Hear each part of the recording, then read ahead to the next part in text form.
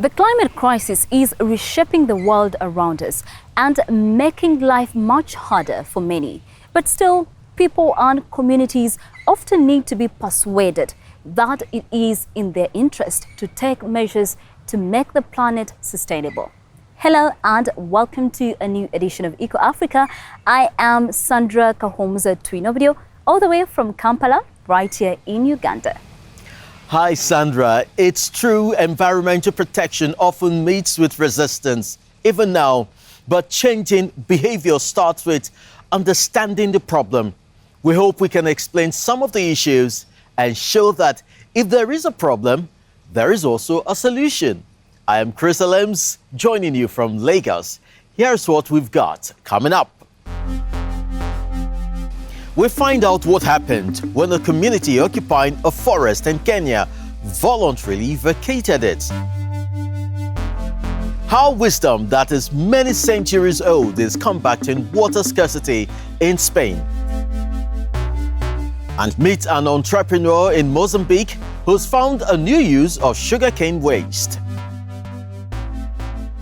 In our reports, we often explore the effect of climate change on the environment, but indirectly, it also affects human relationships. That is because now, more than ever, people have to compete for land and resources. In many countries in West Africa, conflicts between farmers and nomadic herdsmen have always existed, but these days they are getting worse. We go to Ghana to see how these clashes can be resolved. Farmer-herder disputes can quickly escalate into violence, and these men nearly came to blows recently after one said the other's cattle had eaten his cashew trees. Because there are no grazing areas, the cattle move into our farms. They destroy our crops, which then affects our livelihoods. Abro Bobby Tandawura has a farm in Busunu, in Ghana's Savannah region. Every day he checks whether cattle belonging to nomadic herdsmen have damaged his trees. Al-Hassan Amadou is a Fulani herder with more than 100 cattle. He says he can't understand what all the fuss is about, just because his animals wandered through the farmer's fields. There's no open land available for the cattle to graze. No matter where we go with our animals, we pass by people's farms. Then sometimes the cattle stray into the farms. The farmer demanded compensation, but with Amadou unwilling to pay, outside mediation was needed to prevent it escalating. Sometimes you or your cattle can be harmed. Some herders and cattle have even been killed for this kind of thing. This was once a Fulani camp in Tilly and the far north of Ghana. Witnesses say soldiers came and burned the place down. This footage was filmed secretly. It allegedly shows soldiers taking Fulani people away to refugee camps without their cattle. The herders came here for lush grass, but not all are nomadic. Ghana is home to some hundreds of thousands of Fulani, or Fulbe, as they call themselves. Yet they do not enjoy full citizens' rights, and many Ghanaians view them as thieves or extremists, which experts say is unfounded. What we are having in Ghana is a situation that has built up to a point where the Fulani or the Fulbe as a tribe is generally discriminated against. So typical of racism or ethnocentrism, anything about the other is bad.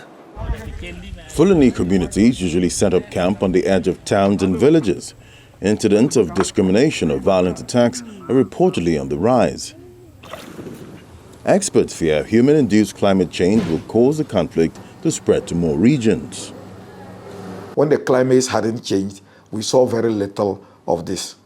But over the past 1 or 2 decades, we have seen an increase in these conflicts because climate change is pushing people to move from the north towards the south in search of water and food for their animals.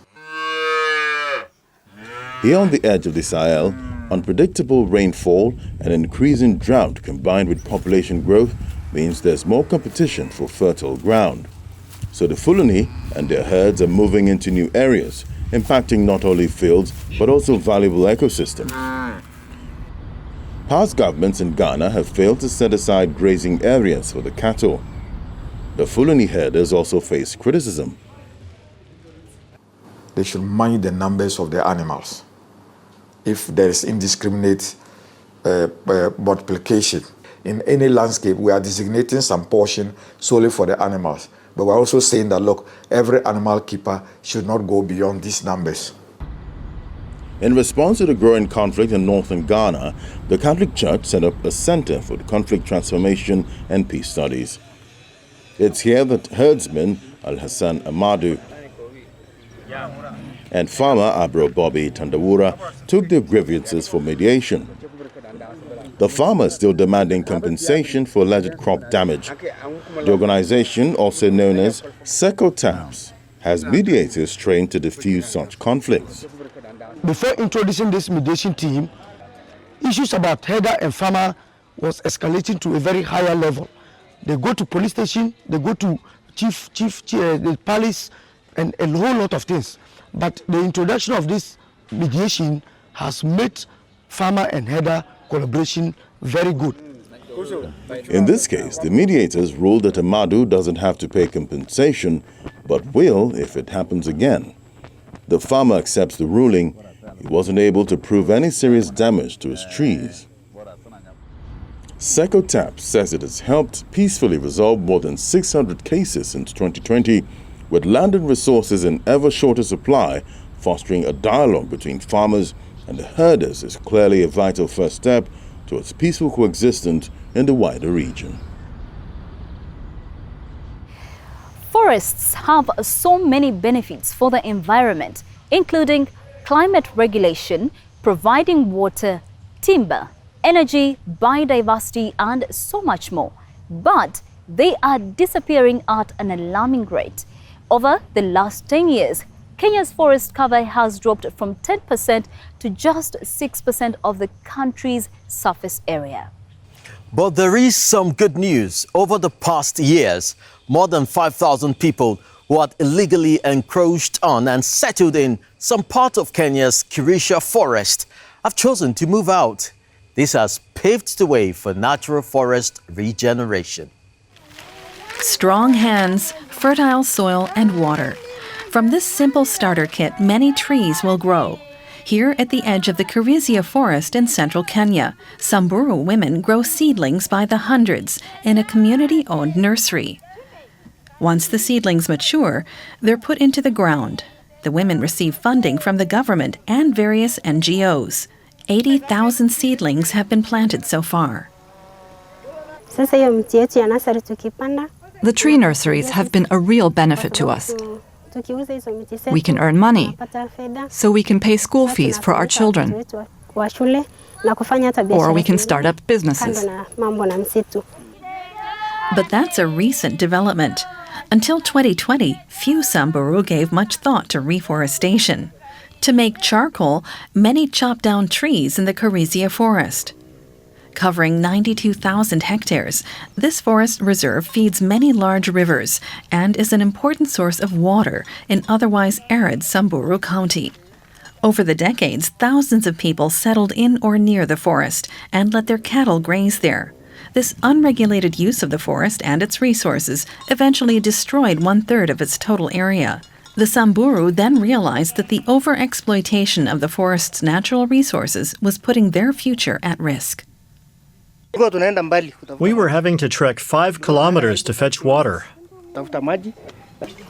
The forest was clearly dying, provoking regular conflicts with other tribes over water and land.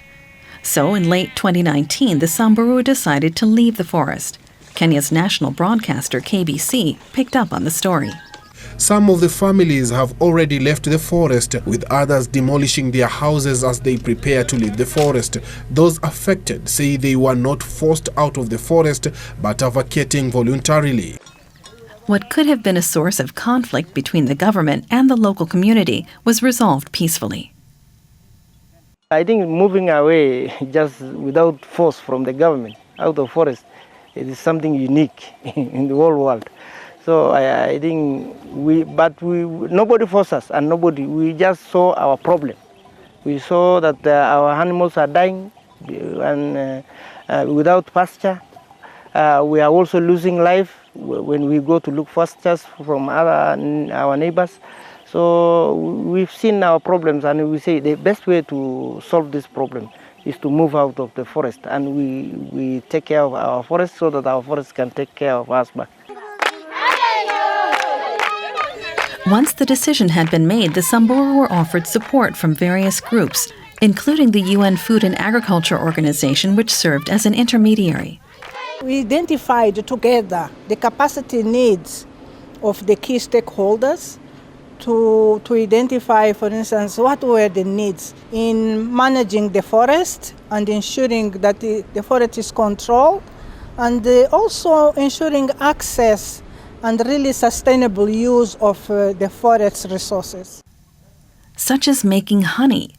After being trained in sustainable beekeeping by local and international NGOs, honey production has really taken off. The community earns nearly 30,000 euros a year from the harvest. Mostly we get up to 1 ton, maybe in 2 months, or at least these are some of the benefits they are getting. Because before, they don't have these things. They only graze and that's it.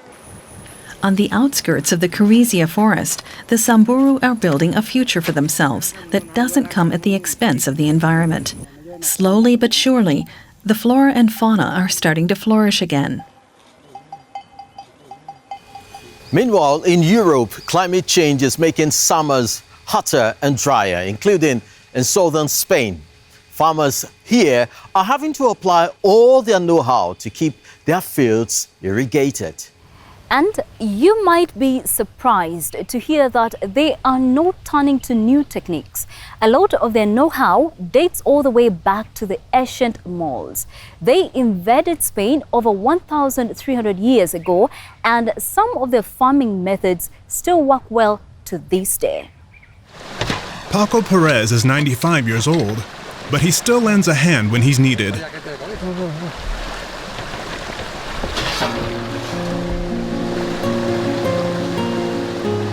Hardly anyone in his village knows the old irrigation system as well as he does.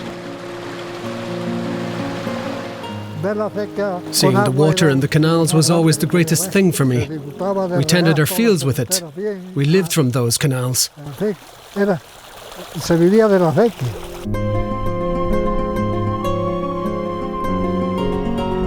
In the 8th century, the Moors built a complex network of canals in the mountains of the Alpujarra region in southern Spain.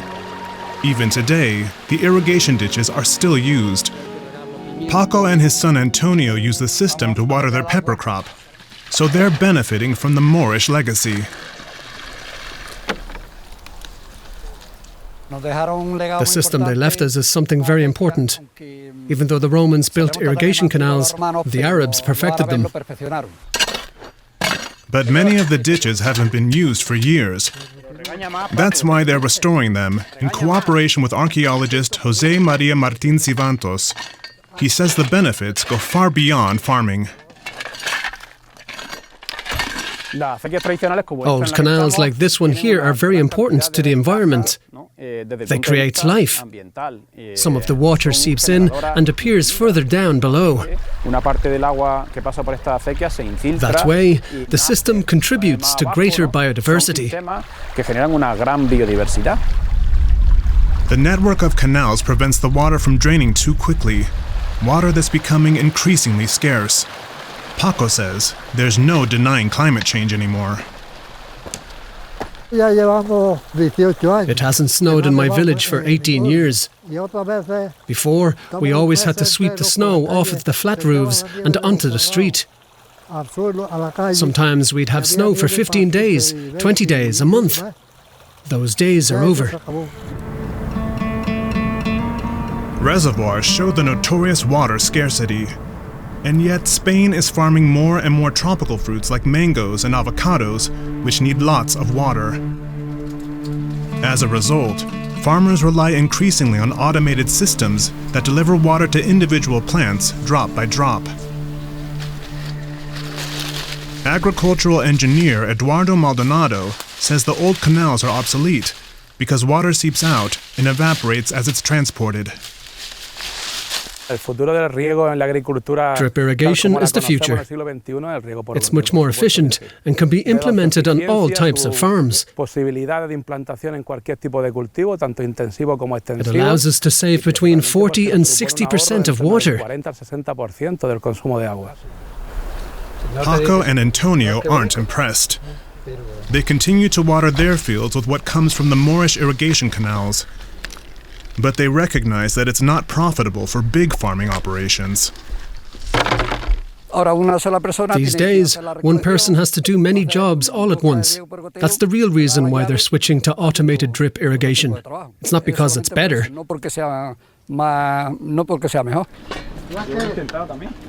Archaeologists view the Moorish irrigation ditches as being more contemporary than ever. That's why they're trying to learn from the seniors in the villages of Alpujarra.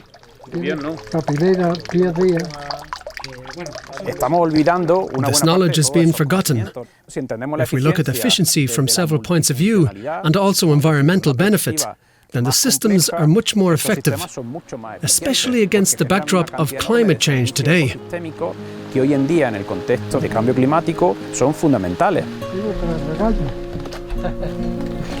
But there are fewer and fewer traditional farmers using the old canals. That makes it more difficult to keep the Moorish legacy alive.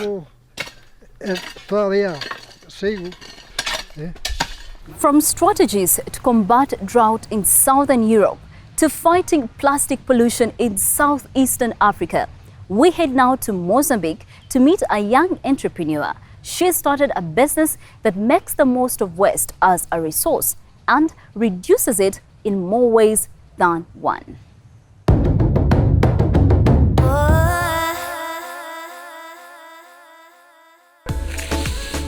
3 million tons of sugarcane are harvested in the plantations of Mozambique every year and processed mainly into sugar. This produces large quantities of waste, which could be used to avoid other waste. That thought occurred to Karina Coco Jamal. Her company Coco Boxes in the capital Maputo manufactures paper bags from sugarcane waste. We produce different types of paper bags. We make them in different sizes, from small to large. The pulpy, fibrous sugarcane waste is turned into paper. The end product? Bags made from sugarcane waste, or bagasse as it's known. The company started 3 years ago. It now makes 5,000 bags a week, a low-resource replacement for plastic bags. Our products are non-toxic. Unlike polyurethane, they don't contain toxins. Plastic waste is a major problem in Mozambique, as it is in all countries with poor waste management. A lot of plastic trash washes into the ocean and harms marine life.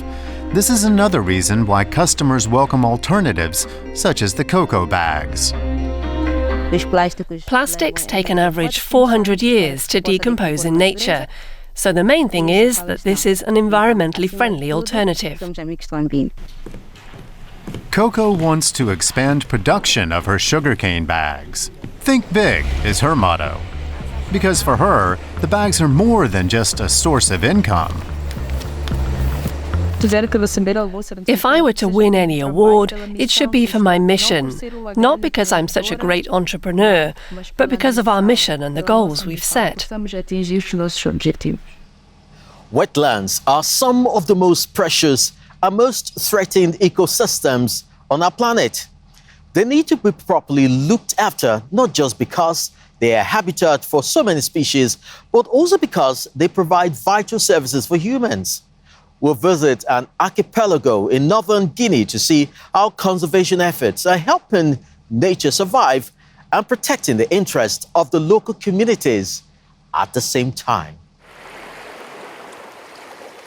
Good luck. Off you go. Run fast. This young turtle has made it, as have many of its siblings. here on the Tristão Islands.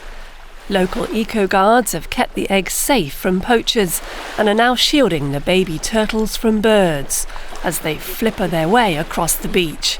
Protecting the nesting areas is a community effort.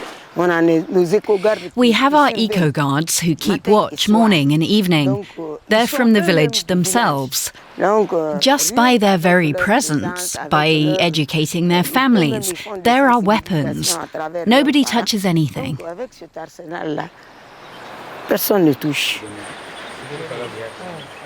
The local eco-guards have been working with an armed conservation corps linked to Guinea's Environment Ministry since 2013.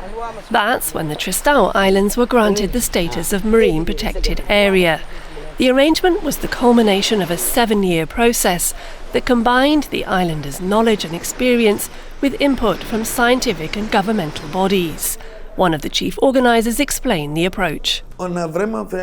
We set up a consultation framework where people were free to express themselves, often in their own Alu or Susu language, to express what they wanted. We then transformed the result of this consultation framework into a management plan. This is how the management committee, for example, came into being, with its local branches. The Tristão Islands are a mixture of mangroves, mudflats, forests and sandbanks facing the Atlantic Ocean. These largely undisturbed ecosystems are a jewel of biodiversity, but rising sea levels are putting pressure on the local communities. In 2023, seawater flooded 1/5 of the rice fields there. Some 20 families formed a management committee to work together and build dikes to protect their fields. The initiative is part of an intelligent conservation approach that aims to reduce human impact in biodiversity hotspots. Traditionally, rice farmers such as Abdoulaye Kachek would move to more fertile land every few years, and that meant cutting down mangrove forests. Once they became aware of the damage that caused, they decided to stay put. There was a mangrove restoration project. We realized it made no sense to plant mangroves in one place and just cut them down somewhere else. So we keep the fertile fields we have and don't go clearing elsewhere. The mangrove trees on Tristão are vital for biodiversity and reducing coastal erosion. The local eco-guards and the Conservation Corps carry out regular patrols. On this tour, the Conservation Corps officer spots that trees have been felled. Hey, come here. Why has this wood been cut? Locals may fell some trees for their own use, but only if the request is approved at a higher level. The local eco-guard explains to the officer why this cutting was agreed on. The wood was cut to make a road to the last village. We had nothing to make the road, and there's a river in the middle. So we cut the wood to make planks for the bridge. We didn't want to cut it, but a meeting of the people approved the decision because we had no other means. Other rules are harder to enforce. The nature reserve extends into the ocean, and the joint patrols carry out unannounced checks on returning fishermen in case they've caught any protected species. Under the watchful gaze of the eco-guards, the crew unloads its catch.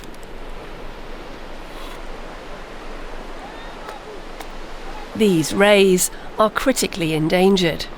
A tense discussion follows as the fishermen explain themselves and the Conservation Corps officer lays out the law. If the fish are not dead, we tell them to release them back into the sea. If they are already dead, we ask them why they caught them and explain why they shouldn't go out and catch them another day on purpose. This time, the fishermen get away with a warning. Eventually, this community-based conservation effort aims to win over everyone on the Tristão Islands. A story that goes to show that how much can be achieved when people understand why protecting the environment is important. We've come to the very end of this week's show. We hope it has given you something to think about. I am Sandra Kahomza Twinovideo, signing off from Kampala, right here in Uganda. See you soon, Sandra. And to our viewers, don't forget to check us out on social media. And remember, you can always get in touch with your thoughts and ideas on making our world a safer and greener place. For now, it's goodbye from me, Chris Alems, in Nigeria. See you next time.